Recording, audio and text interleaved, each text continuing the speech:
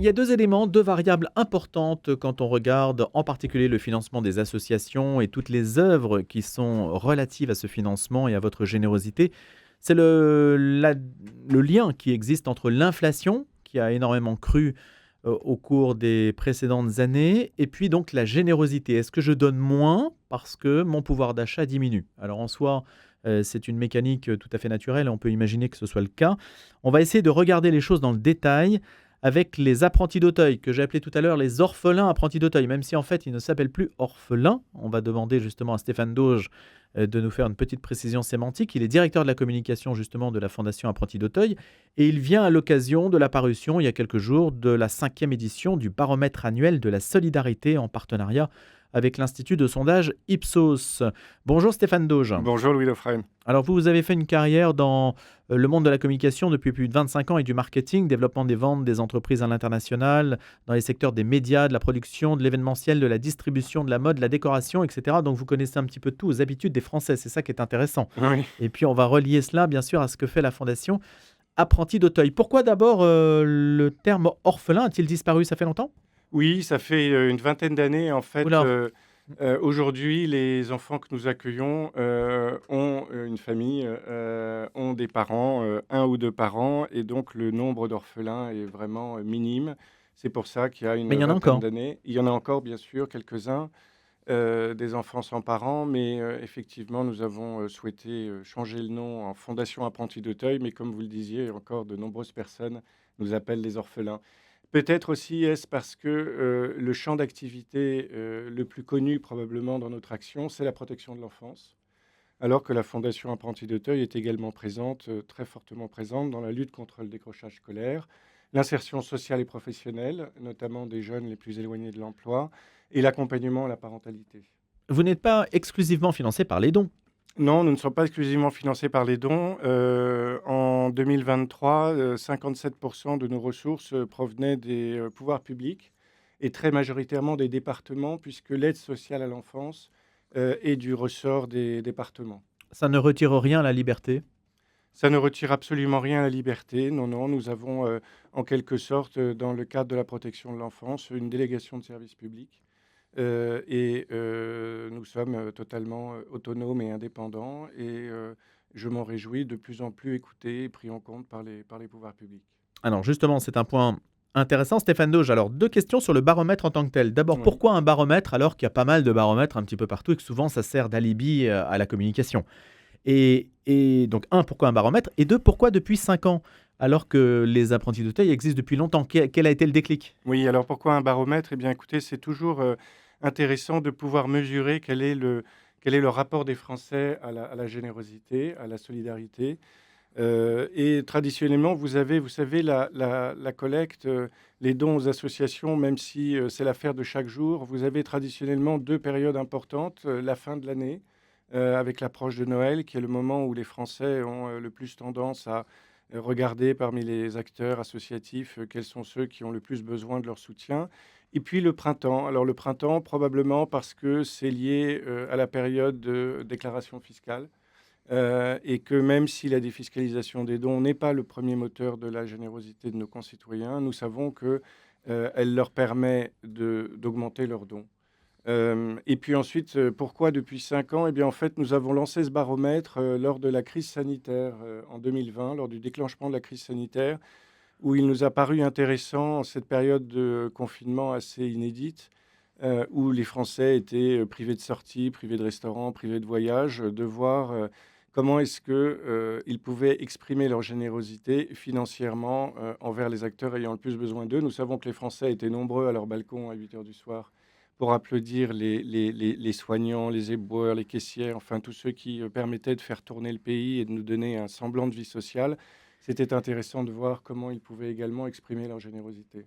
Alors l'enseignement de ce 5e baromètre, Stéphane Dauge, avec la question que j'ai posée au départ, donc est-ce que mon pouvoir d'achat qui est en recul depuis 5 ans? Oui, alors l'enseignement de ce baromètre, c'est que, l'an dernier, lors de la 4e édition, les Français nous avaient dit être inquiets quant à l'impact de l'inflation sur leur pouvoir d'achat.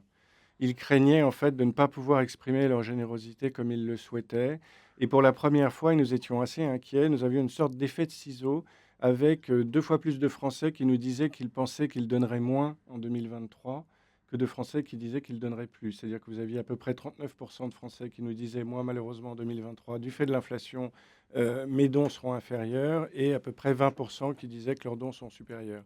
L'enseignement de ce baromètre, qui est, plutôt encourageant, c'est de voir que, alors bien sûr, l'inflation a, diminué, hein. Lors de la 4e édition de ce baromètre, nous étions, avec une inflation autour de 5.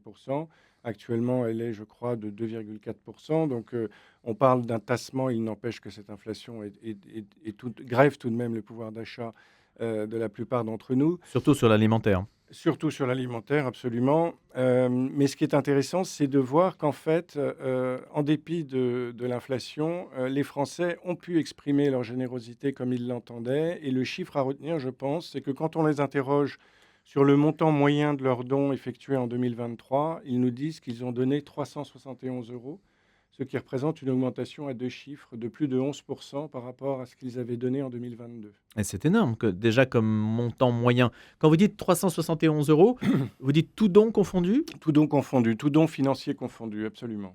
Et on sait comment ça se ventile à l'intérieur? Alors non, on ne sait pas trop. Ce qu'on sait en tout cas, c'est que les Français, ont tendance à soutenir 2 voire 3 causes pour ceux qui disposent des plus hauts revenus. Il y a une sorte de resserrement de la générosité autour de causes et nous savons que, la générosité des Français qui s'est exprimée, les 4 premières années de notre baromètre depuis 2020, largement, autour des causes, propres à la santé et à la recherche médicale, ce qui était compréhensible, en période de crise sanitaire. Pour la première fois, cette cause est détrônée par l'aide aux personnes démunies. Alors quand je dis 2 ou 3 causes, en fait, vous avez, si on prend le podium, derrière, l'aide aux personnes démunies, la santé, la recherche médicale, vous avez la défense des animaux en 3e position et en 4e position, et à la fondation, nous ne pouvons que nous en réjouir, une progression de l'enfance, de la jeunesse et de l'éducation. En ce qui concerne les Français disposant de hauts revenus, puisque dans ce baromètre, nous interrogeons également des Français dont le revenu net annuel du foyer est, de 120 000 € et plus. Là, ce qui est très positif, c'est que l'enfance, la jeunesse et l'éducation arrivent en 2e position, assez largement. Je pense que, ces chiffres révèlent que les Français ont véritablement pris conscience des difficultés auxquelles sont confrontées la jeunesse et il y a une volonté de ne pas laisser les jeunes au bord du chemin. Les hauts revenus, donc au-delà de 108 000 € par foyer fiscal, les hauts revenus se distinguent-ils dans leurs habitudes des revenus moins élevés? Alors, les hauts revenus au-delà de 120 000 €, en fait, 120 000, pardon, oui. déjà, ils sont, et ils le disent, hein, moins impactés par l'inflation. Ils sont, On peut le comprendre. oui, c'est ça, ils sont à peu près, 80 à dire vouloir exprimer leur générosité l'an prochain lorsqu'on les interroge. Alors évidemment, le montant moyen de leurs dons est très supérieur puisque eux déclarent un montant moyen de 2 686 € sur l'année 2023, ce qui est un chiffre important et ce chiffre connaît également une augmentation à 2 chiffres puisque nous sommes à plus de 13 par rapport à ce qu'ils déclaraient avoir donné en 2022. Donc d'une année sur l'autre, plus 13%, D'une c'est an énorme. Oui, c'est énorme et alors ce qui est intéressant également, c'est que, depuis que nous faisons ce baromètre, on atteint une sorte de record, c'est-à-dire que, leurs dons en 2023, sont supérieurs à ce qu'ils ont pu être en 2020, et au plus fort de la crise sanitaire, les hauts revenus, s'étaient montrés présents. Donc là, ce sont les habitudes des hauts revenus. À la fois, on donne plus et le don moyen est déjà élevé. Absolument. Et donc les revenus un peu plus bas, puisque tout le monde n'est pas à 120 000 € de revenus Alors les revenus un annuels. peu plus bas, comme je vous le disais, l'augmentation est également, forte, hein, plus de 11 371 € de, dons moyens. Ce qui est frappant, c'est, de constater que même si les Français, continuent de dire que, bien entendu, l'inflation, peut brider leur, générosité, ils sont aujourd'hui, ils nous disent qu'ils, sont de plus en plus conscients des besoins croissants des associations, des besoins des personnes accompagnées par ces associations et ils ont, une envie d'aider. En fait, la hausse de cette générosité, de cette solidarité exprimée financièrement, elle vient vraiment, d'une prise de conscience, malheureusement, de l'augmentation de la précarité dans notre pays. Stéphane Dauge, est-ce qu'il n'est pas préférable dans une structure économique un petit peu saine, c'est très bien d'avoir des hauts revenus qui donnent beaucoup et que les dispositifs fiscaux favorisent, bien sûr. Oui, Mais est-ce que l'idéal, comme d'ailleurs en matière de fiscalité, les pauvres étant les plus nombreux, ce sont en réalité les plus taxés, puisque ce sont eux qui abondent le plus mécaniquement, puisque c'est le nombre qui fait la force, si on peut dire. Est-ce qu'il n'est oui. pas préférable d'avoir une multitude de petits dons, mais très très très nombreux, qui viennent asseoir le système, plutôt que des dons importants sur une assiette qui est plus réduite? Oui, vous avez raison. Alors, à la Fondation Apprenti d'Auteuil, nous avons l'habitude de dire et nous le pensons, que chaque don compte. Oui, ça bien sûr, non mais ça c'est le Vous parlez des hauts revenus. Effectivement, les personnes disposant de hauts revenus, sont, indispensables pour permettre aux associations de boucler leur, budget. En ce qui concerne la Fondation Apprenti d'Auteuil, un chiffre, je pense, intéressant, 1/3 de nos donateurs, nous donnent, moins de 50 € par an.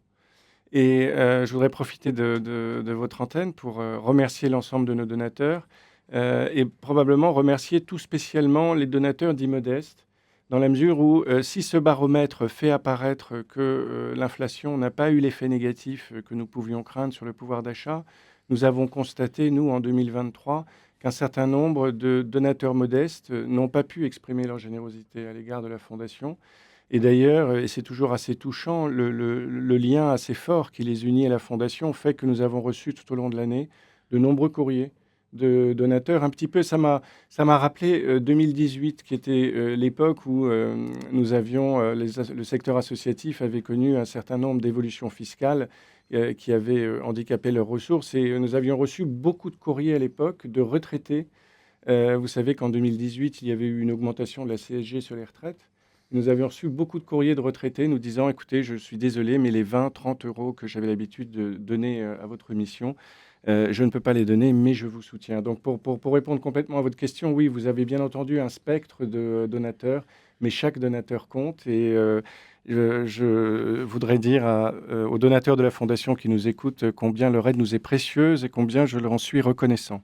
5e baromètre de la solidarité, baromètre annuel de la solidarité avec les apprentis d'Auteuil en partenariat avec le sondage, avec l'institut de sondage Ipsos. Il y a les jeunes donateurs aussi, hein. La majorité des Français déclarent avoir fait au moins un don en 2023, soit un point de plus en un an, 3 points de plus en 3 ans, c'est ce que vous dites. Et Oui. fait marquant, la proportion élevée de donateurs de moins de 35 ans est une tendance qui commence à s'inscrire dans la durée.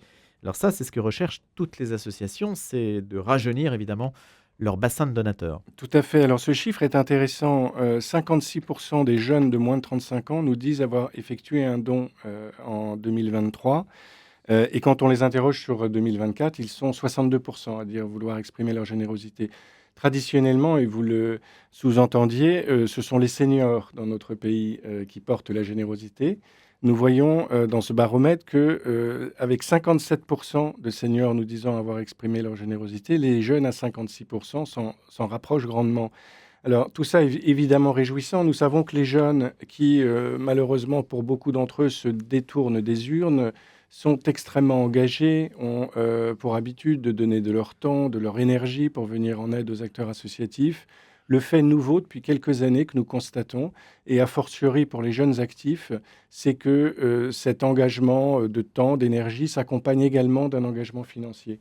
À la Fondation Apprenti d'Auteuil, comme un certain nombre d'acteurs associatifs, nous menons des opérations, alors pardon pour cet anglicisme, de street fundraising, c'est-à-dire de collecte de rue, où nous avons des équipes qui vont à la rencontre du public et qui, après une présentation de la fondation et de sa mission, invitent les passants à nous remettre leur RIB de manière à pouvoir nous soutenir dans la durée par le biais d'un prélèvement Ça marche? automatique. Alors, ça marche et c'est un travail de patience, puisque vous vous doutez qu'un certain nombre de gens d'abord ne répondent pas à votre bonjour et ensuite n'ont pas forcément beaucoup de temps à vous consacrer. Mais ce qui est intéressant, c'est que la moyenne d'âge de ces donateurs qui nous rejoignent est de 29-30 ans. Donc Donc ça, vous c'est une voyez, évolution notable. alors c'est une évolution notable et c'est essentiel, hein, puisque, comme je vous le disais, nous savons que beaucoup d'associations, beaucoup de fondations ont leurs ressources assurées par des Français retraités, âgés de 65-70 ans. Le fait que les jeunes, aujourd'hui, s'engagent financièrement aux côtés des acteurs associatifs et nous rend plutôt optimistes pour l'avenir, même si rien n'est jamais joué. C'est quelque chose sur lequel je voudrais insister. Cette 5e édition du baromètre peut donner l'impression que l'inflation a un impact mineur sur le pouvoir d'achat, que les Français débrident leur générosité. Nous savons que les besoins sont croissants, les personnes que nous accompagnons sont de plus en plus nombreuses à avoir besoin que nous puissions leur consacrer du temps, les aider. Et donc, il est absolument essentiel que la générosité soit au rendez-vous. Et vous savez, vraiment jusqu'au dernier jour de l'année, nous ne savons pas si nous parviendrons ou pas à boucler notre budget.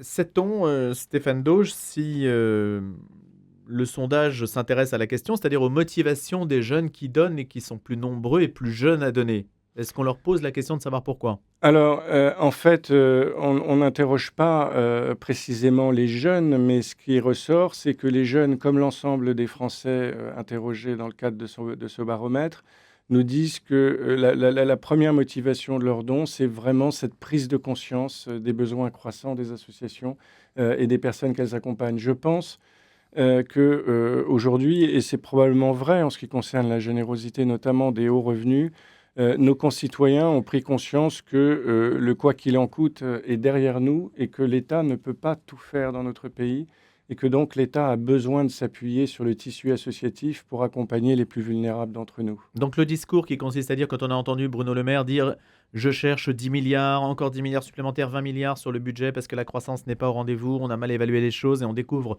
qu'il y a énormément de déficits», ce qui peut faire peur, est une source d'angoisse importante.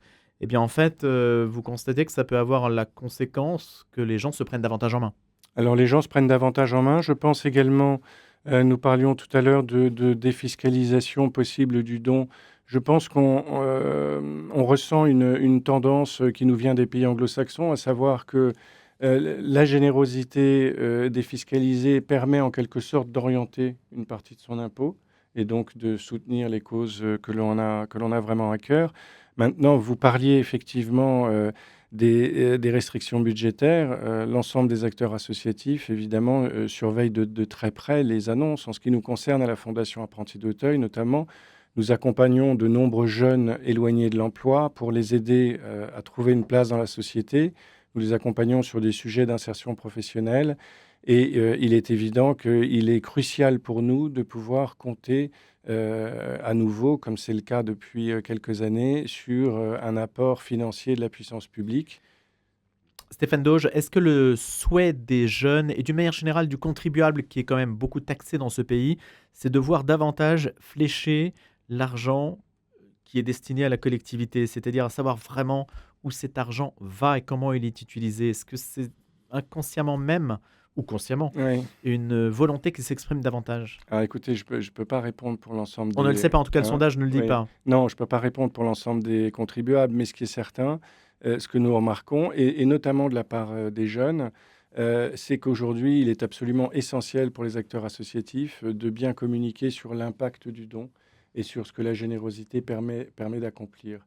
Les Français, sont généreux, mais ils ont absolument besoin, de savoir que les 100-150 € qu'ils donnent, vont permettre d'aider directement les bénéficiaires des associations, pour lesquelles ils expriment leur générosité. À la Fondation Apprentis d'Auteuil, nous menons de nombreuses études d'impact et il est important, non seulement de montrer l'impact, du don sur, nos bénéficiaires, mais également, et c'est un argument dans nos, discussions avec les pouvoirs publics, mais également de montrer quels peuvent être les coûts évités, pour l'État, de la prise en charge par les associations et les fondations d'un certain nombre de difficultés que rencontrent nos concitoyens.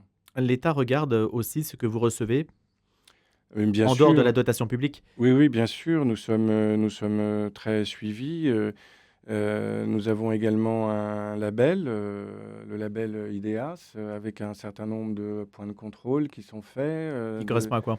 et qui correspondent à une quarantaine de points de contrôle qui vont de la gouvernance jusqu'à la prise en compte des risques, l'utilisation de la générosité, également la concordance entre les messages présentés dans les appels aux dons et l'utilisation effective des dons qui sont donnés. Nous sommes très contrôlés et nous avons un dialogue permanent et très transparent avec l'ensemble des pouvoirs publics. L'État, assortit-il sa dotation à la souscription à des chartes inclusives? Stéphane Dauge. Bah, écoutez, vous savez que vous avez eu, il n'y a pas longtemps, cette loi, hein, sur les principes de la République. Ce que l'État attend des acteurs associatifs, c'est un respect des, principes républicains. C'est, le fait que, tout le monde soit traité avec égalité, que tout le monde soit accueilli, dans les meilleures conditions, d'éviter tout, prosélytisme. Je pense qu'aujourd'hui, tout est en place, pour s'assurer du fait que, les associations et les fondations, contribuent, efficacement, à l'action menée par les pouvoirs publics dans notre pays. Les apprentis d'Auteuil, où se situent-ils? C'est foncièrement laïque? Alors les apprentis d'Auteuil, nous sommes, une œuvre d'église. Nous sommes, une fondation, catholique, donc qui a été, créée en 1866, reconnue d'utilité publique depuis, 1929. Alors oui, Mais ça n'empêche pas que vous ayez un caractère laïque. absolument, nos collaborateurs sont laïcs. Nous avons la grande chance, et d'ailleurs nous célébrons cette année le centenaire de l'accompagnement de la Fondation par les Spiritains, la Congrégation du Saint-Esprit. Nous avons la grande chance depuis 100 ans, depuis 1923, que l'archevêque de Paris de l'époque, Monseigneur Dubois, pardon, ait confié la tutelle de la Fondation aux Spiritains. Et les Spiritains, c'est un ordre missionnaire. Et nous avons, les Spiritains délèguent un certain nombre de prêtres qui sont aumôniers dans nos établissements. Et les valeurs éducatives de la Congrégation du Saint-Esprit sont très alignées avec celles de la Fondation Apprentis d'Auteuil. Les Spiritains, en fait, leur mission essentielle, c'est l'évangélisation des pauvres. Et ils acceptent volontiers des tâches pour lesquelles l'Église trouve difficilement des ouvriers. Eh bien, vous faites partie de ces ouvriers. Merci beaucoup, Stéphane Dauge. Merci Ce Louis Dufresne. 5e baromètre donc de la Fondation Apprentis d'Auteuil, baromètre de la générosité des Français. Est-ce que je peux dire encore un dernier mot? Oui, en 2 mots. Alors, en 2 mots, je voudrais juste dire, et peu de gens le savent, que depuis 30 ans, la Fondation Apprentis d'Auteuil accompagne un certain nombre de partenaires à l'international. Et aujourd'hui, nous avons une opération d'aide aux Sœurs du Bon Pasteur au Liban, qui accompagne des jeunes filles en difficulté. Donc, ceux qui souhaitent aider les Sœurs du Bon Pasteur peuvent se rendre sur notre site internet. Merci, Stéphane Dauge. Merci. À bientôt.